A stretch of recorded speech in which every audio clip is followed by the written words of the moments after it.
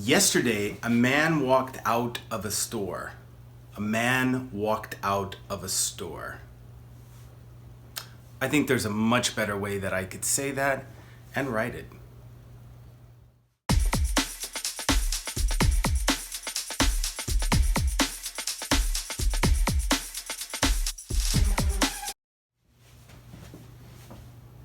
Hello everyone, my name is Ehab and this is English with Ehab. The topic for today is going to be sensory words. This video will be a continuation of our series on vocabulary, making sentences a little bit better by adding more information. A lot of times we do that by adding adjectives, but in this particular lesson, you can use certain words, which I like to call sensory words, which appeal to the five senses: sight, what you see; sound, what you hear; taste, touch or feeling; and smell. Now, we can do this by adding adjectives. We can do this by using nouns. There's all different kinds of ways that we can achieve our goal of making our sentences more descriptive. So let's go ahead and get to the board, and I'll show you my first example of the sentence that I use in the introduction of this video, and then how am I going to change it to make it a little bit more descriptive. Okay, so let's go ahead and get to the board. Okay, on the board right behind me, we have the sentence which I used in the introduction: a man walked out of a store. And what we have underneath it are two ways to improve the sentence. Now, the first sentence that I used, a man walked out of the store, there's nothing wrong with that. Grammatically, it's okay. Spelling is okay. Or at least I hope it's okay, because I always make mistakes on the board. But this one seems like it's okay. The problem with this one is it doesn't really have any meaning. It doesn't really have any depth. In order to have meaning, in order to have depth, we need to use sensory words. Sensory words can be adjectives, they can be verbs, they can really be any part of speech. But what they do is they show you how things look for sight, maybe how things hear or sound, the taste of something, the smell of something, how a person might feel, which is going to be touch.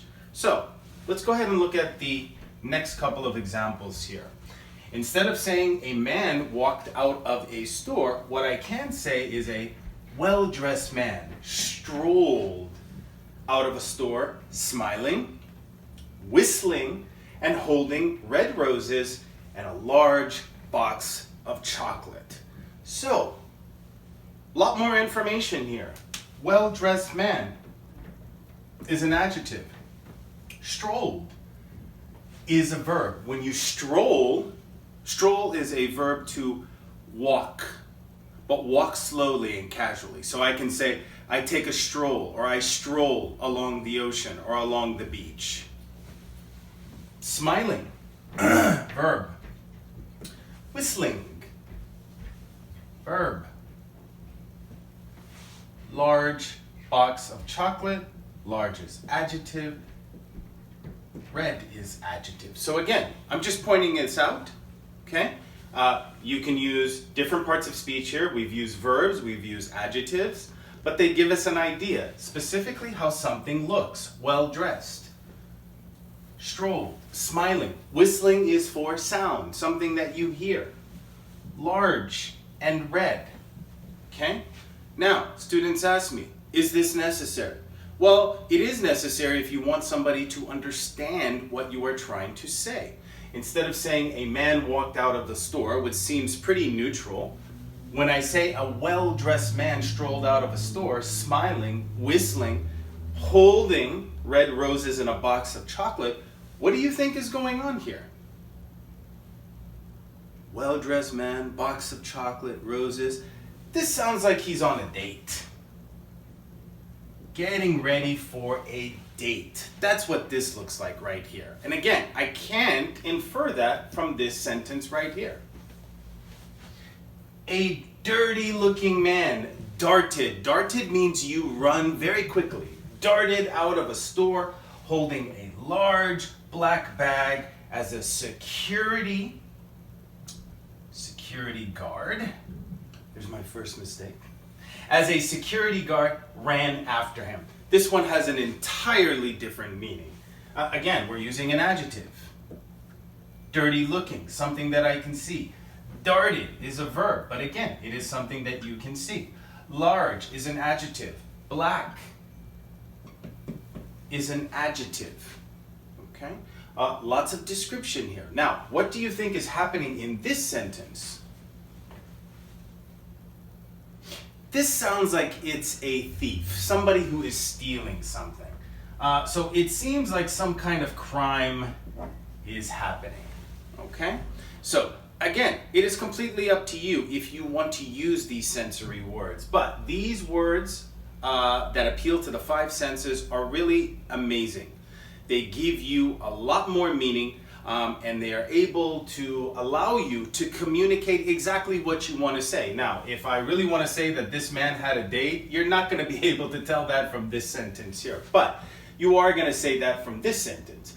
If I want to say a crime happened, a thief or a criminal was running out of the store, I could say that with this one here.